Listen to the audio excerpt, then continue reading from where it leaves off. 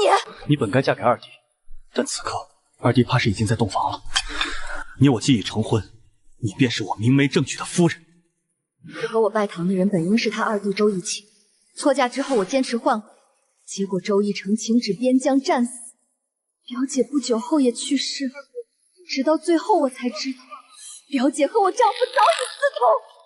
周逸清，上辈子我们折磨了一辈子，这一世我便如你所愿，做你的诊所。阿福，那是表姐的贴身丫鬟，居然毫不惊讶为何是我在这儿。果然，这场换嫁，表姐不仅知道，更是默许的。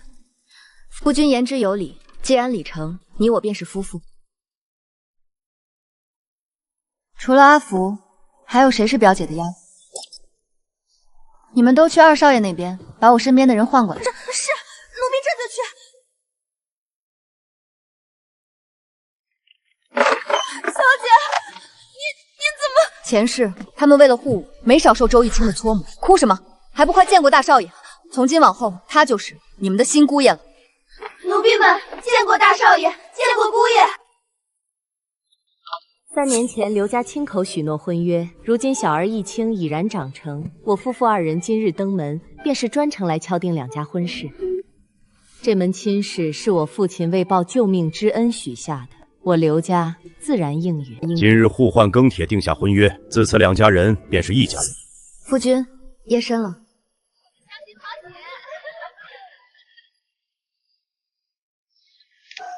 喜的日子才过，就得收拾了。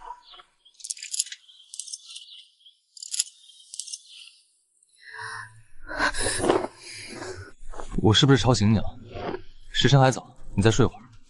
上一世就是今天，他会请旨戍边，马革裹尸而还。不行，绝不能让他走。夫君今日有何安排？都指挥使允我休沐7日，今日并无安排。昨日之事，公婆今日必定动怒，望夫君相伴在侧，稍作回护。夫人放心，我自当护你周全。只要他今日不出府，就没机会去请旨戍边。父亲与母亲都是明理之人，昨日换嫁之事，今日定会有个分晓。父亲常年在外，家中都是母亲操持。他虽是我的继母，却从未苛待过我半分。我幼时病中，是他这夜守着。我若犯了错，他也从不手软，教我为人处事的道理。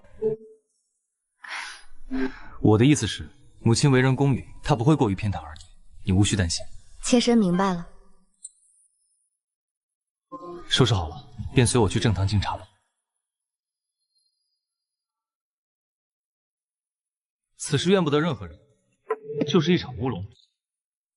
大哥与刘景欢也入了洞房，此事已成定局。请父亲喝茶。事已至此，往后你们2个好好过日子。幸好景欢还是我的儿媳妇。上一世我曾怨他，可后来发现他已是这府里最明理的人。大嫂，请用茶。将未婚妻算计成大嫂，竟能如此坦然。周逸清，你这脸皮果真厚如城墙。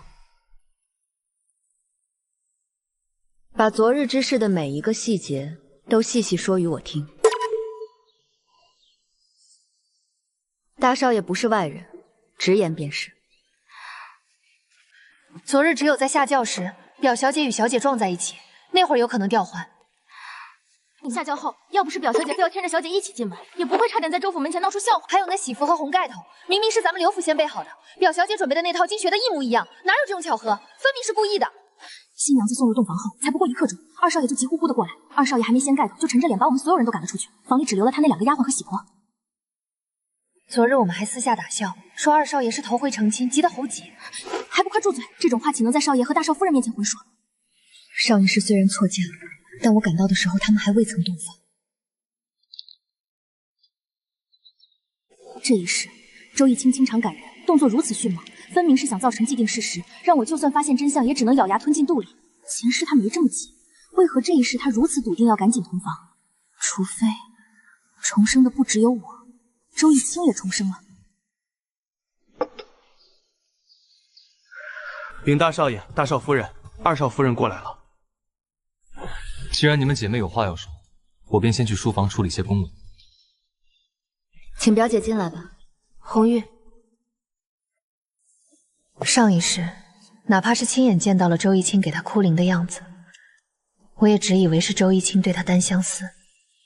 表妹，我思来想去，还是想来找你把话说清楚。我不想和你有巨欲。哦，表姐说说看。你与二郎有婚约在先，我与他虽互生情愫，却从未想过让他背信退婚。可是情之一字最不讲理，我们出此下策，全然是为了保全大家的颜面。对外，此事就是阴差阳错，谁也没有错。大哥是长兄，文武双全，前程无限。你嫁给他，亦是一桩良缘，如此也算各得此所，皆大欢喜。表姐说这话，莫非还想让我感激你和周逸清？周逸清当初不肯退婚，不是因为他在乎，是因为他不敢。他怕背上背信弃义的名声，坏了他的大好前程。再者，就算他真想退，姨父与姨母是什么性子？他们会由着你嫁给一个自毁婚约的小人。在我面前，你就别找这些冠冕堂皇的借口，听着让人恶心。表妹，你果真误会我们了。情难自从，我们也挣扎过，我们从未想过要伤害你。是吗？表姐，我且问你，倘若周逸成是个不学无术、打骂妻子的混不赖，你们昨日又当如何？可你还是这么做了，为了你和周逸清的一己私欲，不顾我的意愿和死活，这就是你说的皆大欢喜吗？表妹，我当时也是没法子。二郎到了现在，你还在找借口开脱。若是大大方方的承认了，或许我还会高看你。表妹，闭嘴！以后喊我大。江兰月，这只是个开始，你欠我的，这辈子我们要慢慢算。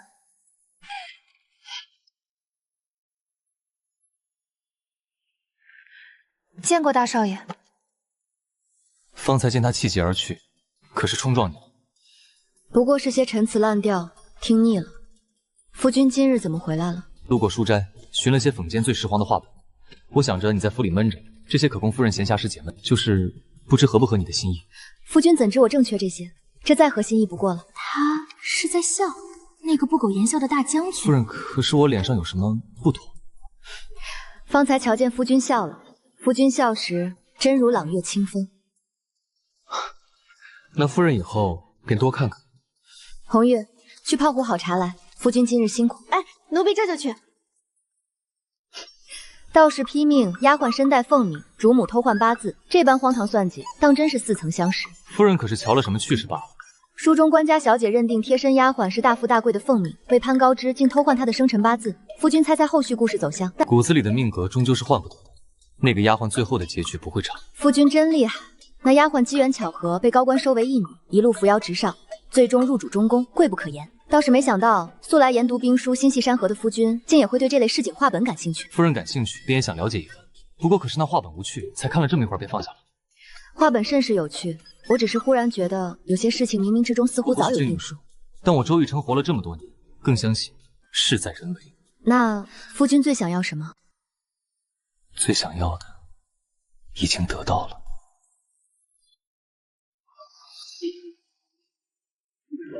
今日回门，你们去的是江家，见到亲家，把姿态放低些，仔细与亲家把话说清楚，犯下的错就要认。是。服个软，求个情，别让两家面子上太难堪。景欢，今日回刘府，替咱们周家向你爹娘赔个不是。过几日，我和老爷必定亲自登门赔罪。母亲言重了，此云使得陈征夫，爹娘会体谅的。好孩子，当真是个通情达理好孩子。周家之喜，凭他的口面就是口，我就得挨训斥。那我们就先出发了。二弟弟妹，我们就先行一步了。毕竟长房终归是长房。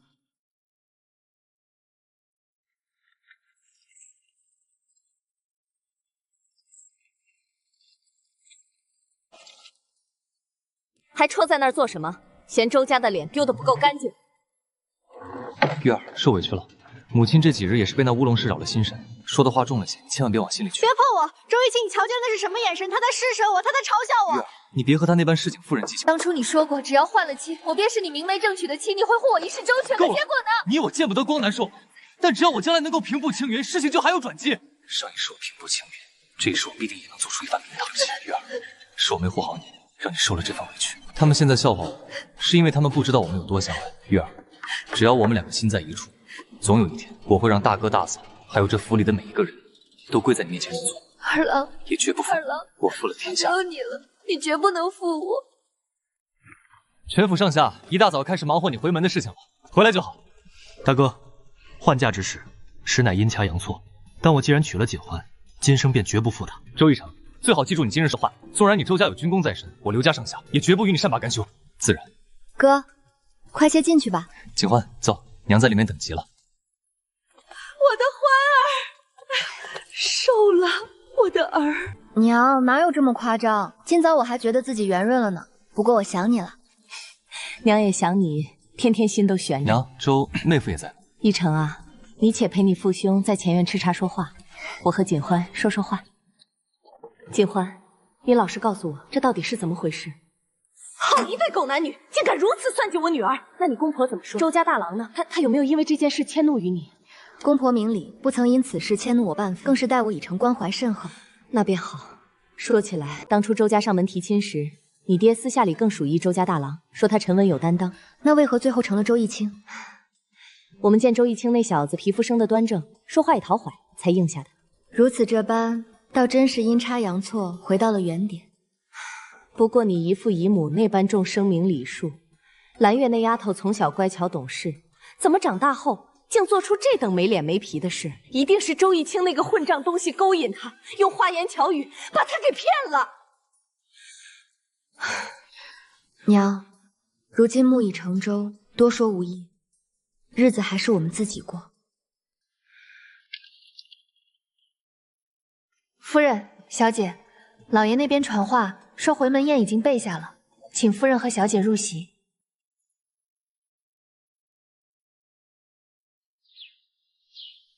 玉成啊，虽然这桩婚事来得意外，但你的品性，老夫是信得过的。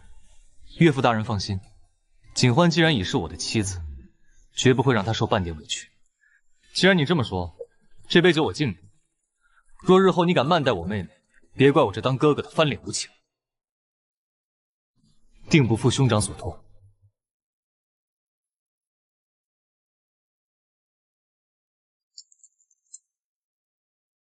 欢儿，快尝尝。玉成这孩子心细，竟是比娘还记得你的口味。多谢夫君。原本老夫还在担心那周家二郎性子浮躁，如今瞧着你与一成，倒是错有错着，凑成了这一对璧人。父亲说的是。哎，听说了吗？二少爷和二少夫人中午就从江家回来了，午饭都没留在那儿吃，这么快，回门礼都没成。何止啊！听说二少夫人是哭红了眼进门的，打从回来就关了房门，和二少爷一直待在屋里。哼，白日宣淫，那动静，守门的婆子都听见了。活该！江家老爷原本看中的是咱们大少爷，谁知换了二少爷这个女婿，江家那头能不发火吗？谁给你们的胆子在这里编排主子？大少爷和大少夫人刚回府，就听见你们在这嚼舌根。二房的事情也是你们能议论的。自去管家那儿领5板子，若再有下次，直接发卖了。夫君莫要怪我严苛，下人们在背后扯这些闲话，说得多了，只怕会让二弟与弟妹对我们心生嫌隙，以致兄弟仇离间不睦，那才是咱们大房的过错。你是我的夫人，不论你做什么，我都会支持你。有些规矩确实得立。锦欢、一成，今日亲家那边如何说？岳父大人言，婚事已成，日后只盼着我与锦欢白首偕老。岳母亦是如此，只叮嘱儿子照顾好锦欢。我爹娘说，两家情谊如旧，仍是姻亲。亲家当真是宽厚之极。要是江家那边也能体谅一二，便好了。母亲宽心，我姨父与姨母都是仁厚之人，眼下应是在气头上，过些是日总会缓和的。还是锦欢好。锦欢是我选中的儿媳妇，希望奕成能善待她。也不知道奕成当初究竟瞧上了江氏什么，非要求娶，否则江氏如何有机会进我穆家的门，也不会发生如此之事。难道这一世，我这位看似稳重的夫君，心里也藏着那位好表姐？莫要多想着，我从未见过弟妹，既然是血脉相连的表姐妹，品行相近，多半亦能让父亲与母亲满意，便动了心思求娶。当真只是如此？自然，如今你是我的妻子，我必然会尽到丈夫应有的责任。这2日，他对换嫁之事确实没有半分怨意，反而处处护着我。或许新婚夜将错就错，这条路反而走对了。表姐，您还有心思弄香呢？奴婢方才路过花园，又瞧见二房那位在老夫人面前卖乖了，又是送亲手缝的护膝，又是亲自下厨端汤，哄得老夫人笑碎眼开。这7日，二少爷日日守在家里，老夫人看他们是越看越顺眼，怕是早就把咱们大少爷抛在脑后了。由着他们去，戏台搭得越高，跌得也越惨。周逸清在5城兵马司虽能日日回府卖娇，可他不知，这全市场上的博弈，从来不是靠讨好卖娇赢来的。小姐，今可是成婚后大少爷头一次休沐回家的日子，可要做些准备。夫人，出事了！刚刚左都御史丁大人被控通敌卖国，圣上震怒，丁家满门以全数下狱，打入死牢。二郎，丁夫人是我母亲旧时，求求你帮我送些衣物去。通敌是死罪，你是想拉着整个周家去陪葬吗？上一世，周逸清最后还是被我磨得不情不愿去了，才捡到了丁家平反后的仕途红利。丁大人为人正直，为官清廉，曾与我有恩，我不相信他会通敌。如今他逢此大难，我想去看看能否帮上些忙，略尽心力。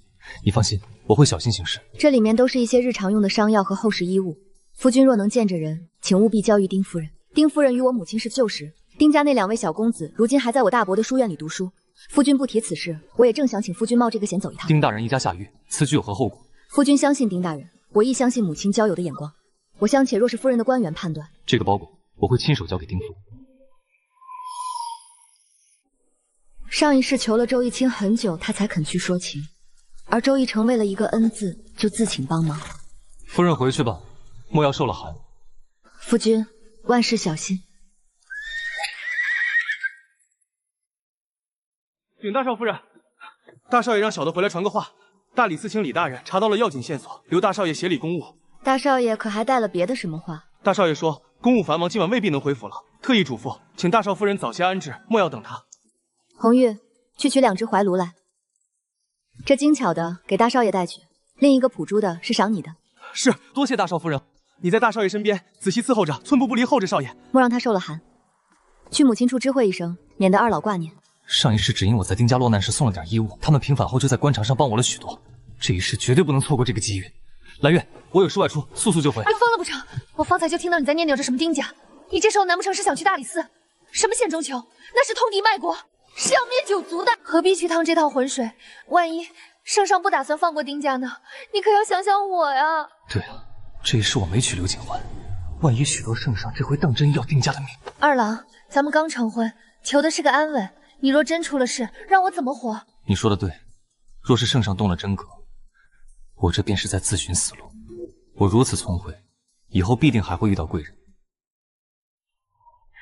这才是咱们周家的好二郎，咱们守好这平安日子便是。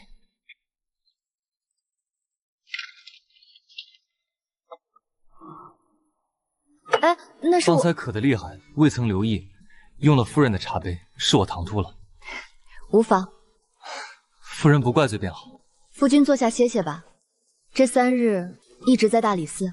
是，那日我禀明来意，李大人准我探监，特意备的包裹，我已亲嘱咐我要交到了丁夫人手中。她老人家落了泪，只要能让他们在牢里少受些罪，也不枉夫君冒这一趟险。离开大理寺时，我恰好遇到了都指挥使，他命我暂且听从李大人的调遣，贴身保护大理寺卿的安全。护卫李大人，那可是大理寺卿，若要你去贴身护卫，说明此案定有凶险。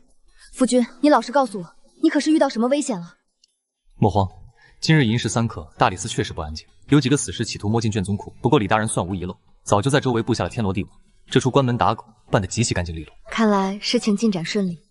李大人已掌握了构思县的死证，他让我今日先回府歇息，明日再去配合。构陷重臣是灭门大罪，对方既然敢动用死士，便是要殊死一搏。失败了一次，销毁证据的心只会更急。这回府休息并不简单，莫非夫君今日回府，本就是应对之策的一环？夫人聪慧，真是什么都瞒不过去。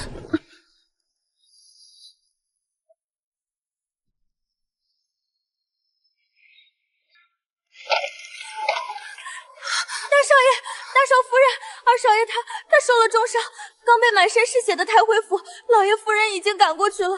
夫人，我们也去看看二弟。好，一切听夫君的。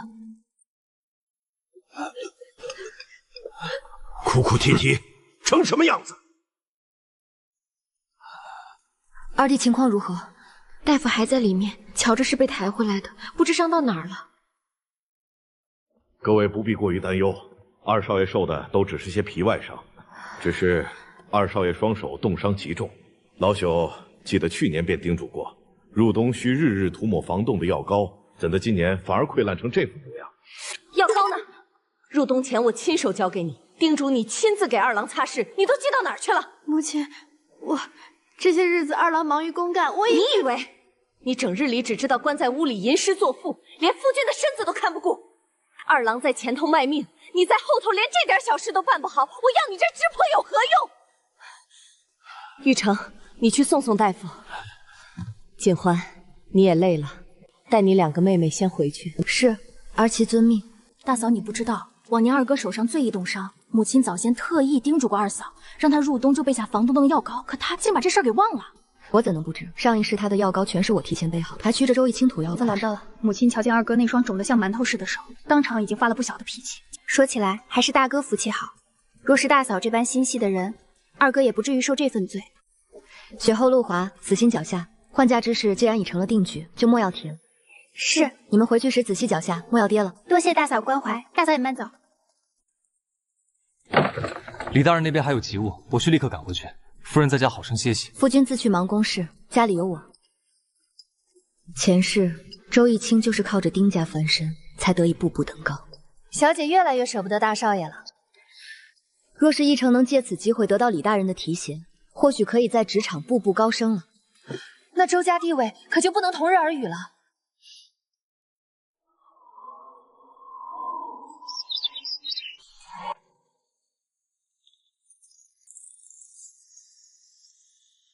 丁家平反了，公敌暗示构陷，圣上自封了。小姐，大喜事！刚听外头采买的小厮回来说，大理寺那边出结果了。快说，丁大人的案子如何了？丁大人是被构陷的证据找得清清楚楚，这会儿满大街都在传，说咱们大少爷在此案之立了头功，护主有功呢。案子破了，丁家平反在即。夫君这几日辛苦了，这下悬着的心总算能放回肚子里了。夫人，其实还有一件事，想请你一同参详。夫君请讲，妾身洗耳恭听。李大人亲自开口，要我进大理寺当差。大理寺执律法之尺，正人间冤屈，经济营守九门之安，护黎民百姓。这两条路，端看夫君你是想尽快步入朝堂核心，还是想扎根军营磨练军功。夫人，若是我说我想去北疆呢？不可！你我新婚，我心中万般不舍。可若能杀敌报国，建功立业，那是男儿本色。他还是要去，可上一世他就是在那片黄沙里断了魂，难道竟救不了他的命吗？夫人莫急，李大人那边并未限我时日，此事我会再仔细斟酌。你先好生歇息。凡事都有命数，周一成，你曾说你更相信事在人为，这一次我也要试一试。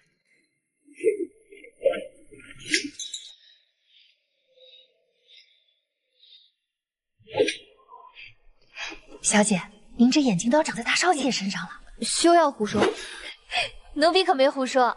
小姐您瞧，如今这日子倒是倒过来了，现在是您这般死死的瞧着大少爷，大少爷反倒缩脚的不敢看您了。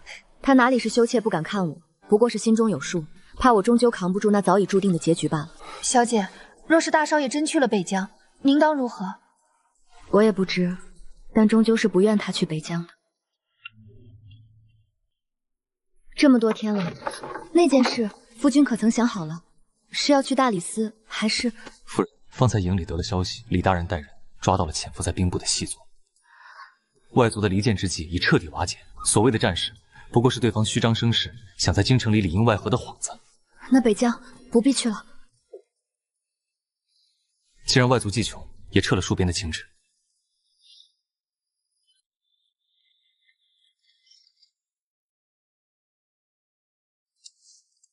小姐总算熬出头了，这大房总算要有真正的喜事了。谢天谢地，小姐总算熬出头了，这厂房才算是有了真正的盼头。小姐，您快瞧瞧您，这天擦黑了，您这精气神倒比早起那会儿还要足。大喜事的确是大喜事，哪怕是这一年里所有的好日子加起来，也抵不过今天这一桩。奴婢知道了，小姐这是人逢喜事精神爽。大少爷不走北疆，您和大少爷这感情怕是比那蜜糖还要浓了。他对我情深，我自当还他义重。只要他在，周家这天就塌不下来。红玉传话给小厨房，是咱们长房定乾坤的好日子，再开一坛我从娘家带过来窖藏了10年的梨花白。好嘞，奴婢这就去，定让这酒香飘到二房那边，也叫他们知道，咱们长房如今才是真的红红火火。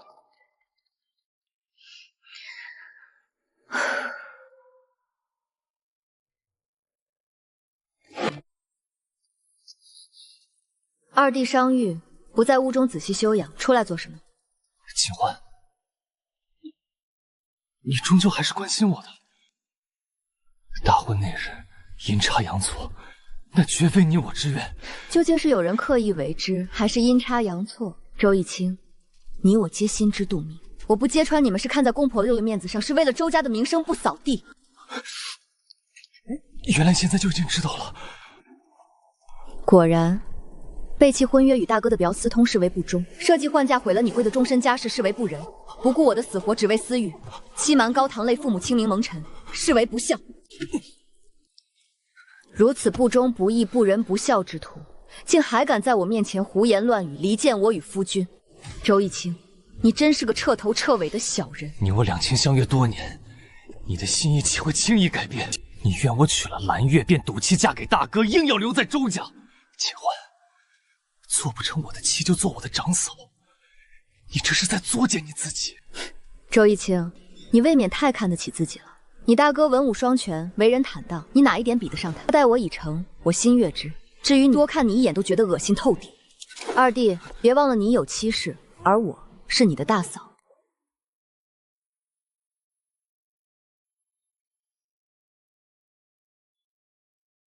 药呢？母亲3天前就叮嘱过你要备下防冻的药膏，你整日关在屋里吟诗作书，连这点小事都能忘。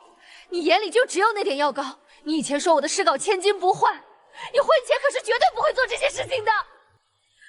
我为了娶你，连爹娘的责骂都受了，结果回了屋，连口热茶、一个像样的照应都没有。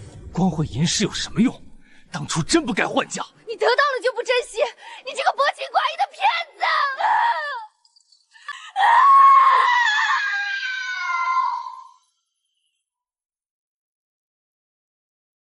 小姐，你快听听，二房那边简直是要翻天了，那嗓门大的，奴婢离这半个园子都能听见响。哦，又唱哪出折子戏呢？哪是折子戏啊，那是真刀真枪的吵。江兰月，你眼里除了你那面照不够的镜子，到底有没有我这个夫君？周逸清啊，周逸清，前世你总嫌我满手药味，浑身胀汗，说表姐那不食人间液的样子才是你的救赎。如今这救赎的味道如何？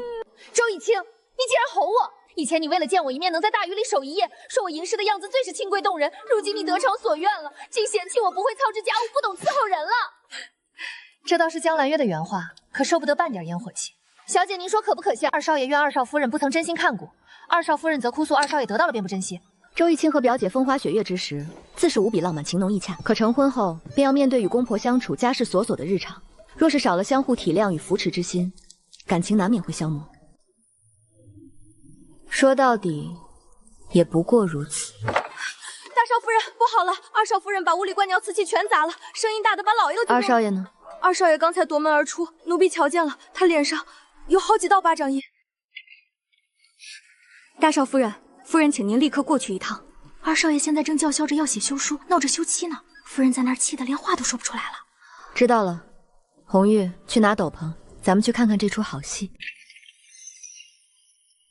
周逸清，这就受不了了，你的苦日子才刚刚开始。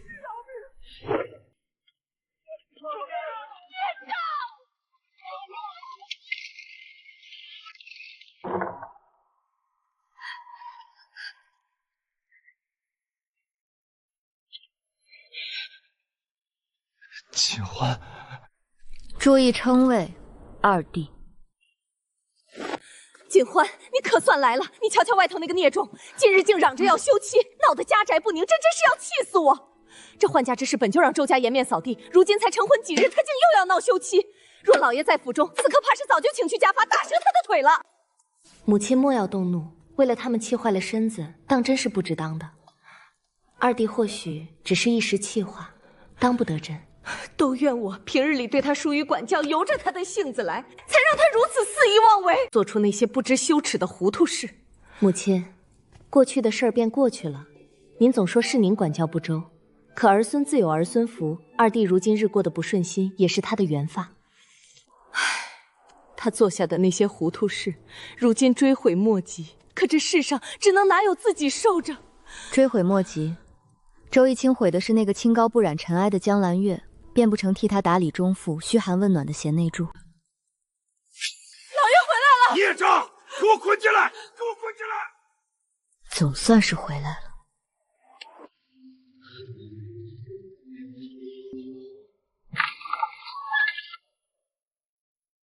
孽障，周家100年的清誉，全叫你这个自私自利的畜生败尽了！父亲饶命！老爷，手下留情啊！再打下去，二郎的命就真没了。这就是你们拼死也要换来的佳话。今日是替祖上教训你，若再敢提修齐闹事，老夫立刻把你逐出族谱，让你自生自灭。二郎，我的儿啊，你怎么就这么犟？这背都打烂了，你是要疼死娘啊！锦欢，你快来看看你二弟他快没命了呀！锦欢，你快来看看你二弟他快没命了！母亲莫急，二弟受的是皮外伤，乔治性命应当无碍。红玉，去我房里把那盒药取来，再让小厨房备好热水和干净的布。是。你还跪在那儿做什么？你是死人吗？锦欢还没进门就张罗着救人，你才是二郎的媳妇，你跪在他身边，方才为何不求情？母亲，是二郎自己非要闹着和离，父亲教训儿子是家法，我若出言顶撞，只会火上浇油。我这是为了二郎的体面。体面？二郎为了你连命都豁出去了，你竟说这叫体面？你瞧瞧锦欢是怎么做长嫂的，你再瞧瞧你自己，当初真是造了孽，才招了你这么个没心没肝的进门。母亲，二弟妹或许是吓坏了，才失了分寸，您顾念着身子，先让下人送二弟回房医治吧。哼，把二少爷抬回去，除了锦欢送来的药，谁也不许乱碰，让他在这儿跪着，跪到老爷消气为止。二弟妹好好反省下自己吧。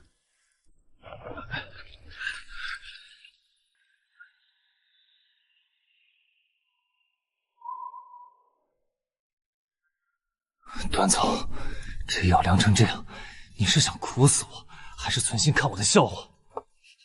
二郎，我也受了惊吓，守了你一夜为何也？你怎能这般同我说话？闭嘴！整日里只是想说你受了惊，你受了屈。若不是因为你，我何至于被父亲打得半死？何至于被全京城议论薄情寡义？你乔乔大方，刘锦欢把大哥照顾不会体贴爹，大哥如今春风得意，你还会什么？你还记得你说娶我过门是来享母福的吗？这要谁安慰谁为吧？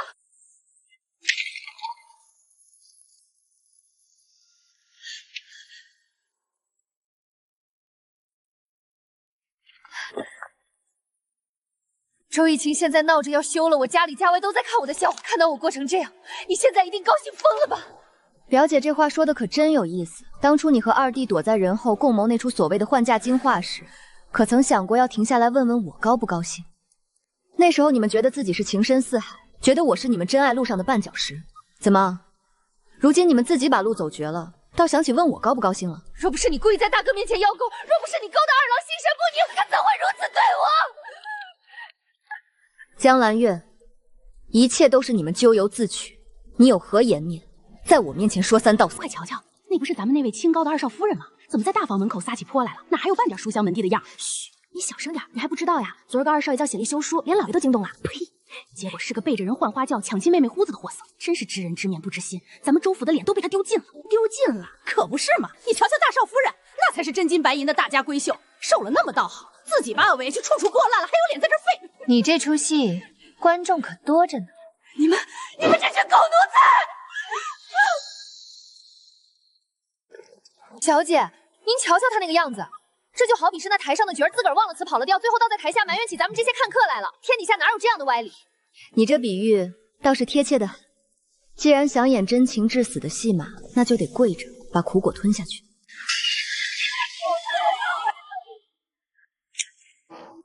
大少爷回来了。夫君今日回府，瞧着倒是红光满面，可是遇着什么喜事了？只是方才进府时，听守门的小厮和廊下的几个婆子，这绘声绘色的在传一些很有趣的事。哦，这府里的闲话最是传得快。夫君听着什么了？听说夫人前几日在长廊下把二弟骂得脸色铁青，连头都抬不起来。那是为了气他，他那副自以为是的模样实在恶心。那夫人这话是光为了故意气他，还是有几分真心？这般金傲强势之人，居然也会纠结情爱琐事。夫君这般紧张，难道当真是心悦于我？是，心悦已久。已久是多久？前元宵灯会，你猜题迷赢了挂得最高的那只花灯，转身送给了一个小女孩，是我一个同旁的遗孤。当时我便记住了你，后来一次次相遇，总是远远地看着你，不知不觉间记在了心上。大哥，嫂子，既然妹夫来了，我们便去前头瞧瞧字画。锦欢就交给你了。锦欢，你在原地等我，我去前头瞧瞧那金龙。姑娘要来猜下这个灯谜吗？小姐，左右是等，要不就猜一个吧。好嘞，描面为千里来相会，打一字。可否为虫？姑娘好才情，这五彩琉璃灯归姑娘了。小妹妹莫哭，这灯送给你。原以为书商世家的女子皆是刻板之辈，未曾想竟有如此剔透玲珑的心肠。锦欢，那金龙当真威武，咱们快去那边瞧瞧。既然你前年元宵灯会就记住了我，那后来你为何要去求娶表姐？她是你的表姐，那时我想着，既然血脉相连的在一分，总该有几分相似。所以你当初是退而求其次。尤其是你们的背影，若不细看，确有7、8分像。所以你不仅求了替身，在大婚之前，甚至还把我们认错了。我从未认错过。你们虽然外形相似，衣着相近，但气质截然不同。你如冷月，她不过是凡尘俗粉，我一眼便能分清。从未认错，夫君这般笃定，倒教我越发好奇了。你既认得清，为何还要执意走这一遭？仅仅是因为性情相似？周逸成，你不是那种会被虚妄幻象迷惑的人。夫人可否再给我一些时间？夫君累了，早些歇息吧。那些陈年旧事，咱们往后有的是时间慢慢聊。锦欢，若让你知道我当初是为了顺水推舟，故意以此诱二弟入局换亲，你还会这般待我吗？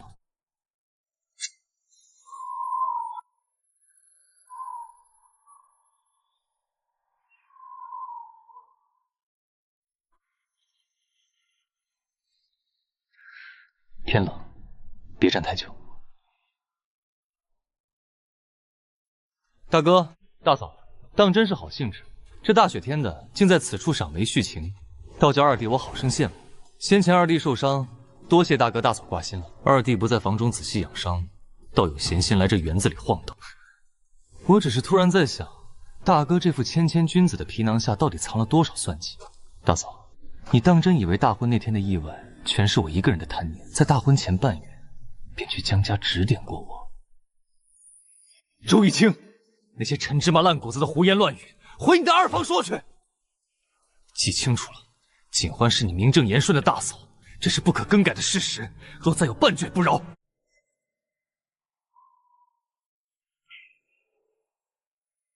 夫人，我可以解释。好，大概在半年前，我偶然撞破了二弟与江氏私会。你说，我原想将实情告诉你，却察觉他们打算在大婚之日行移花接木之计，我索性顺势而为，向江家提亲，且极力促成他们在同一日拜堂。因为我知道周逸清是个什么样的人，只要给他机会，他一定会为了江氏铤而走险。我想娶的，自始至终只有夫人你一人。若是他们没有按照你的想法进行呢？二弟虽然自负，但极重利害，且听得进劝告，只需稍微引导，他便会顺着我为他量身打造的路走下去。所以根本就不是退而求其次，他是步步为营。堂堂金鸡营的将军，战场上刀剑无眼都没见你退缩换步，怎么今日竟被吓得出了这么多冷汗？刀剑入肉不过是伤，若是夫人因此误会与我离心，那才是无药可医的断肠毒。这么说来，夫君这朗月清风的名头下，竟藏了一颗算计人心的小狐狸心思。为了能让夫人名正言顺地坐在我身边，做一回狐狸又何妨？今往后余生，我这双眼睛里再也不会看第二个女子。既然夫君费了这么多心思才娶到我，那往后可得护好了。至死方休。前世的噩耗已远，这一世他的路该是锦绣繁华。大喜大喜，大少爷升官了！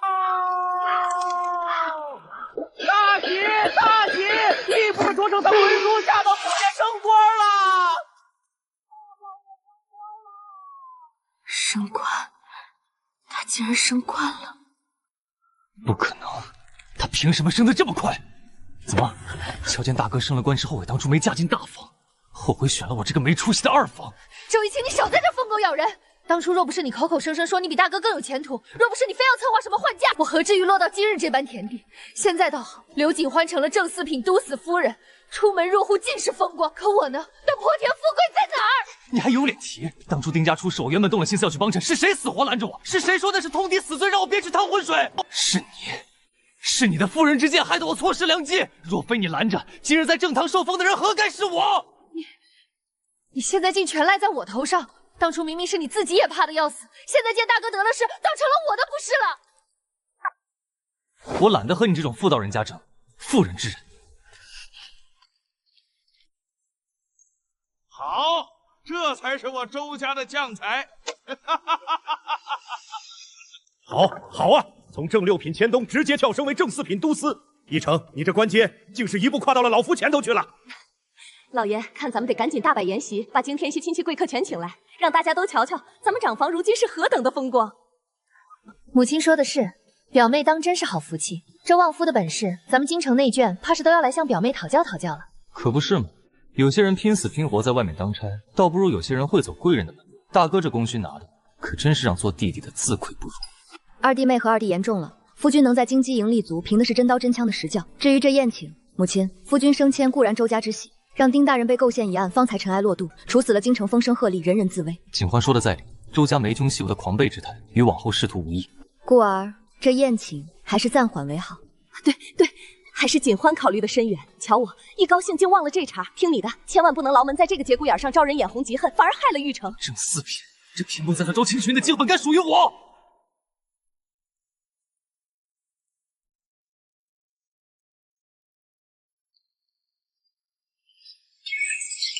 二郎，你这是作甚？若是让公婆听见，少不得又要惹出一场风波。听见又如何？现在的周府，爹娘眼里还看得见你我二人吗？那是正四品都青云圣上，而我还在兵马司里坐冷板凳，将来远你到底有什么用？这如何能怪我？是大哥他命好，刚好撞上了丁家的案子。再者，你当初不是拍着胸脯说，即便留在兵马司，凭你的手段也能胜过他吗？命好？天底下哪有那么多的命好？那是刘景欢在大理寺李大人面前的死囚牢门口雪中送炭换来的。换来的。你呢？你除了会躲在屋里写那些酸诗，你还会什么？入冬前母亲叮嘱你备下防冻药膏，你害我在公婆面前受尽冷眼。你所谓的才情，能换来我的一官半职吗？你是嫌我不够世性？你别忘了，当初是你半夜在后园求着要娶我，说我这不染尘埃的样子才是你的心头好，说刘景欢一身药味满身痛，更这辈子都瞧不上他。那我真是瞎了眼。看着大房如今风光无限，你我在这府上就是爹娘面前最小最难看的笑话。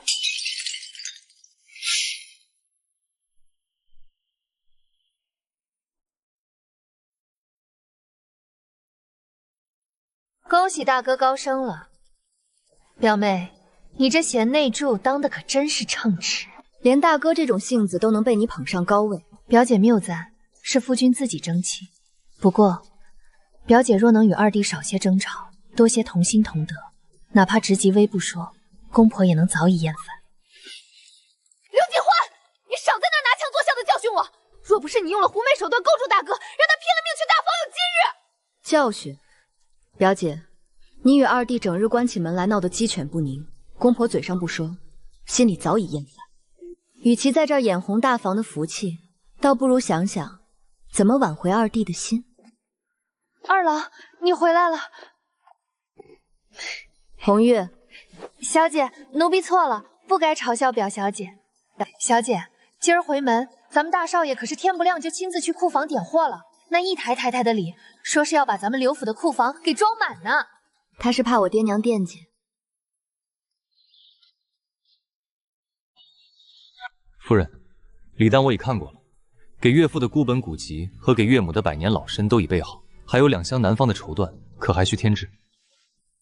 夫君心细，已经极好了。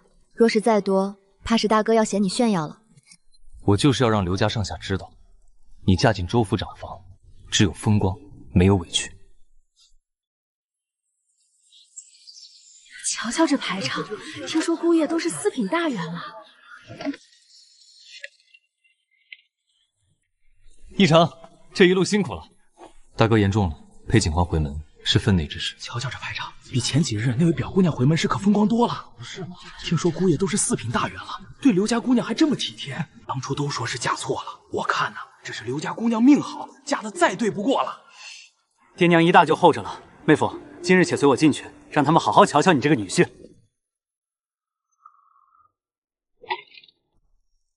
玉成啊，大理寺一案办得漂亮，这京城上下谁不夸你一句周家将才？当初我就瞧着你是个稳重可靠的，果然没看走眼。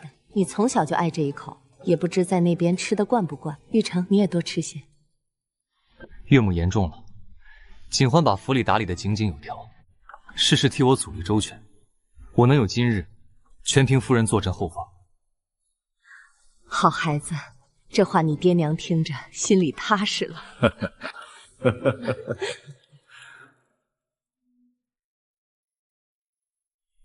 小姐，您快瞧瞧，自打咱们大少爷擢升的消息传出去，这些个国公府、侯爵府的帖子就跟冬日里的雪片似的，拦都拦不住的往咱们这儿飞。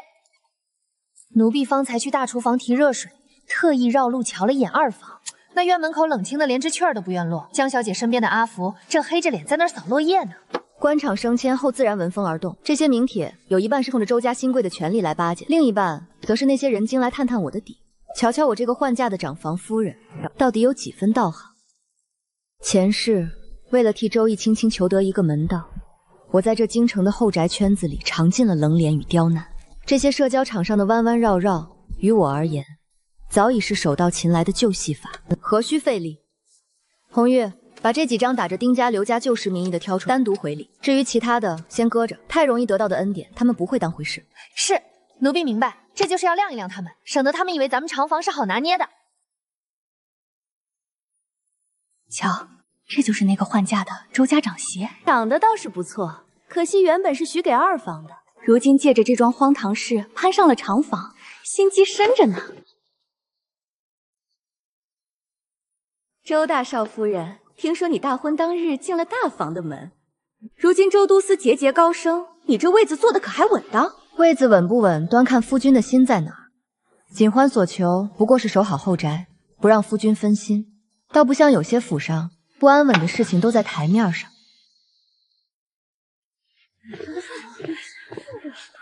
锦欢，你在这儿倒叫我好找。锦欢，你这孩子就是太文静。今日这赏花宴，若不是听说你要来，我这把老骨头才懒得出来凑热闹。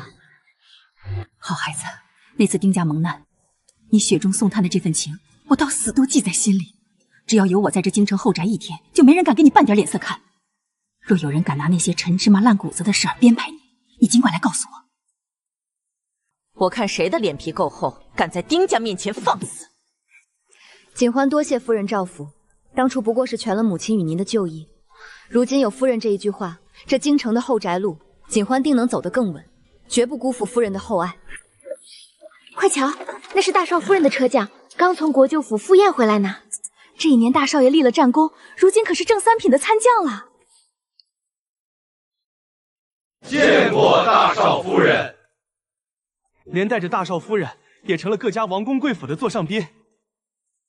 小姐，您今儿不在府里，可错过了好大的热闹。刚才奴婢听外头议论，说二少夫人这回是真发了疯，竟然把二公子的头给砸破了。砸破了头，江兰月倒是越来越有本事了。可不是嘛，二少爷前些日子刚纳了一房姨娘，昨儿个又被二少夫人发现，他在外头竟然还偷偷养了个外室。大少妇，奴婢瞧得真切，二房那边屋里的古董瓷器全给摔碎了。二少夫人哭得嗓子都哑了，当着众人的面跳着脚说要修夫呢。老爷和夫人如何说？老爷气得直接摔袖子走了，说再也不管这摊子烂事儿。夫人也由着他们闹，干脆闭门谢客。这一年他们3日一小吵，5日一大闹，老夫人他们也是习惯了。二少夫人当初也是以知书达理闻名的，如今却成了个言行失去、满嘴怨气的泼妇。红玉，陪我去清点下库房。哎，周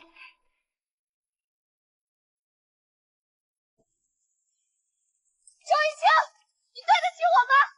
你这个狼心狗肺的东西！周一清，江兰月，这就是你们费尽心机抢来的姻缘。小姐，二院真是一刻都不消停。周一清，我为了嫁你背尽了骂声，你就是这么对我的。你纳了妾还不够，竟然还在外面养了这么个东西。女儿性情温顺，不像你，整日里只知道疑神疑鬼、歇斯底里。爷，您别为了我跟姐姐置气，姐姐若是容不下我，柳儿这就走，断不敢坏了姐姐的体面。姐姐？谁是你姐姐？你这种上不得台面的货色，也配叫我姐姐？够了！你看看你现在的样子，哪里还有半点书香本地的影子？活脱脱一个市井泼妇！姐姐，柳儿求你了，打我骂我都可以，别奇怪你的身体。休夫！我要休了你！周一清，你我之间到底是谁害了谁？要滚便滚！看看这京城里还有谁会要你这个名节尽毁的疯子！小姐，您今儿没去正堂瞧瞧，真是可惜了。那位江家姨母今早铁青着脸进了府，那架势，活像是要活剥了谁。姨母素来最重名声礼法，如今表姐闹出休夫这种笑话，她自然是坐不住的。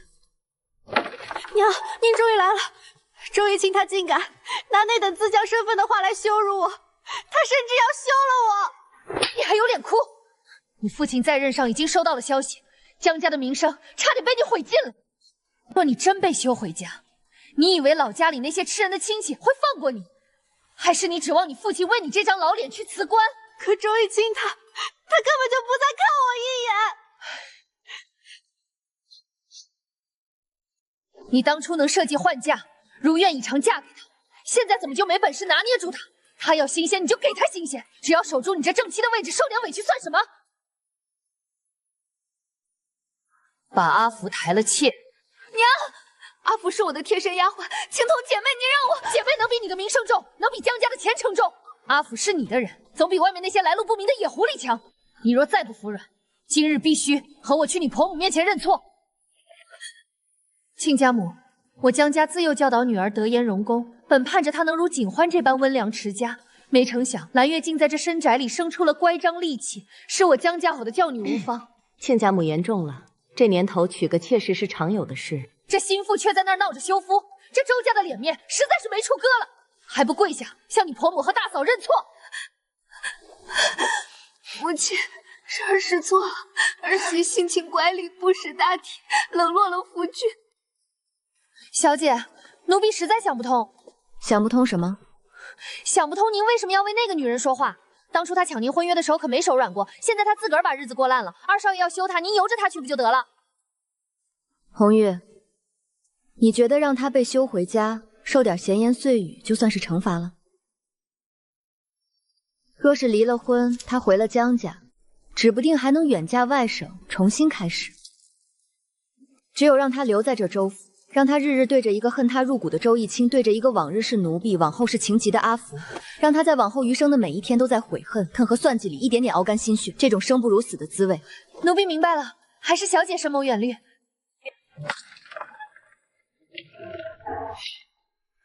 二郎，你回来了。二郎，阿福自幼陪我长大，最是知冷知热，往后便抬他为你的庶妾，替我好好伺候你。夫人当真是大度的紧。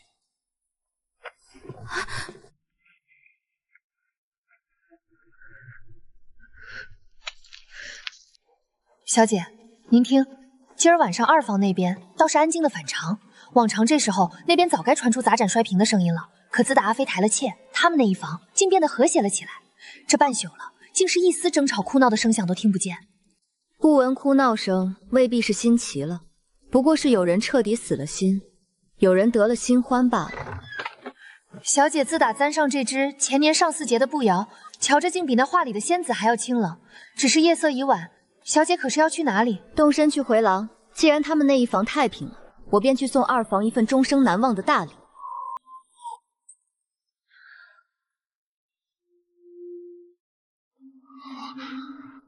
这背影，你怎会是这副站姿？二弟，盯着长嫂的背影看，这便是你的礼数。二少爷好眼力，咱们大少夫人这只步摇是前年上巳节戴过的，表小姐当年瞧着眼热，事事跟着学，可这骨子里的仪态，表小姐怕是这辈子都学不来。上巳节那日，在水边缺的那几个玩水小孩的人，是你，不是蓝月。那年上巳节，我的确见几个魂童在水边嬉戏，怕他们落水，上前劝阻了一番。怎的？二弟妹没告诉你吗？景欢，竟然是你！为什么是你？两世纠葛，你把榆木当珍珠，周逸清，你且在悔恨里熬着吧。小姐，刚才二少爷那模样，真跟疯了没两样。奴婢真怕他往后跟个疯狗似的，不管不顾的来纠缠您，那可怎么好？纠缠？他如今拿什么来纠缠？也是，如今他二少爷在京城声名狼藉，仕途早就断送了，不过是个顶着空壳子的周家次子。可小姐您背后是咱们桃李满天下的刘家，朝堂之上多的是老爷和大伯的学生。是啊，更何况夫君如今更是正三品的参将，深得圣心。只要他还没彻底疯透，就该知道碰我一根指头的代价。夫人，在门口站着做什么？子兴风大受了寒，刚下旨回来，路过锦记，特意给你带了最爱吃的紫糖饼，还是热乎的。夫君有心了。大少爷和大少夫人快进屋吧，这香味儿，奴婢闻着都馋了。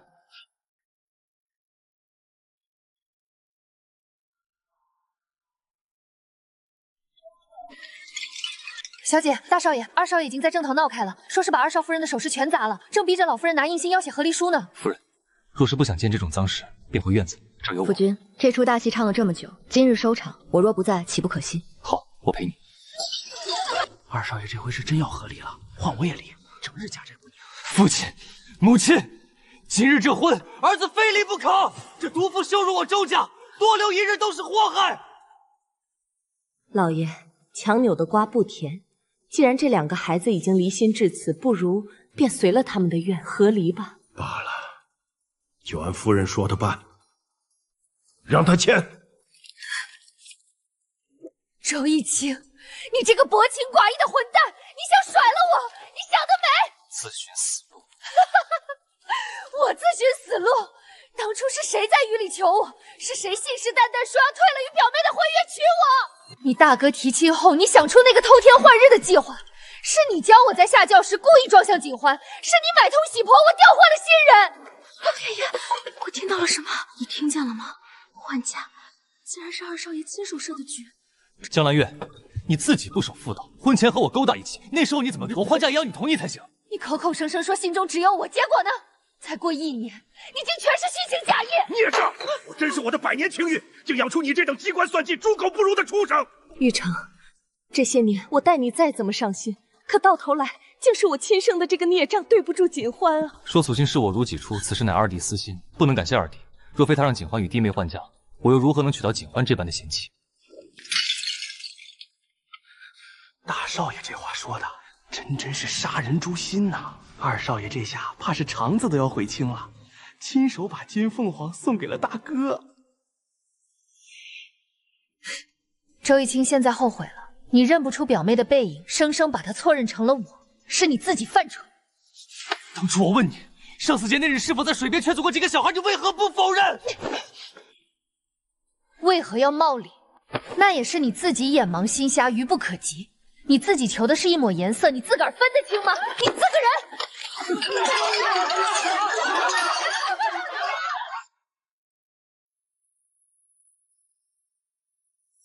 娘，斯文扫地，门楣蒙羞，江家100年的清誉，终是毁在了一个情字上。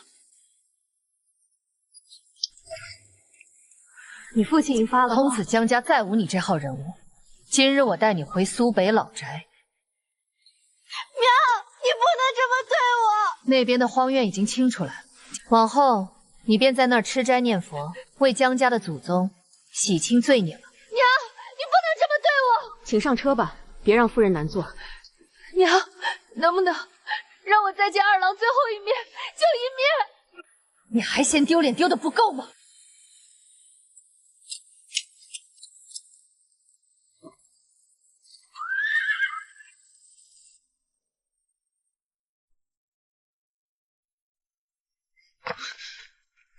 二弟，锦欢，我要走了。边关告急，我向父亲请了旨，去北疆戍边。锦欢，你再信我一次，为了你，我会挣一份军功回来。我会让所有人看看，我周逸清绝不比大哥差。等我俩回来。二弟，你若再敢这般僭越，我便立刻恳请公婆，请出家法，正一正你这扭曲肮脏的心思。我不信。你当初分明是爱我的，你嫁给大哥不过是赌气。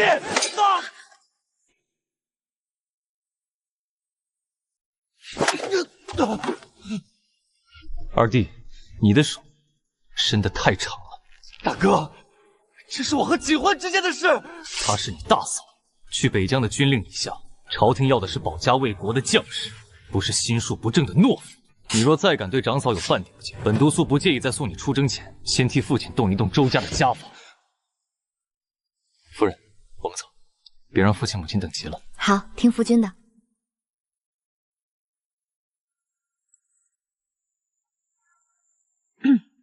今日这头一杯酒，咱们何该敬锦欢？丁夫人说的是，妾身等恭喜参将夫人，恭喜三品告龙夫人。放眼京城，像夫人这般年轻便受封三品的，当真是独一份儿。这不仅是周参将的圣宠，更是夫人您的福泽啊！锦欢处变不惊，持家有道。周参将这一年能在前方屡建奇功，全赖锦欢在后方支应，这份心性当真是后生可畏。各位夫人谬赞，圣宠虽重，锦欢亦不敢失了本分。不敢失了本分。丁夫人所言极是。谁不知道周参将如今是上面前的红人，周大少夫人更是福泽深厚，这一年的赏赐怕是连库房都堆不下了。可不是嘛，我听说连宫里的娘娘都夸赞大少夫人是贤内助，有您在，周家想不兴旺都难啊。各位夫人谬赞，锦欢不过是守着本分，不敢让夫君在前线分心罢了。大少夫人，边关急报，是发往咱们上一世周义成麻葛果实的噩耗，在这一世，终于还是落在了该落的人头上。父亲、母亲、二弟是战死沙场，圣上感念忠烈，已下旨追封偏将军，恩赏了宅院2田。往后这周家就全指望你和玉成了。母亲节哀，儿媳定当尽心，护周家一世周全。周一清，你用命换来的哀荣，终究成了大房平步青云的电气套。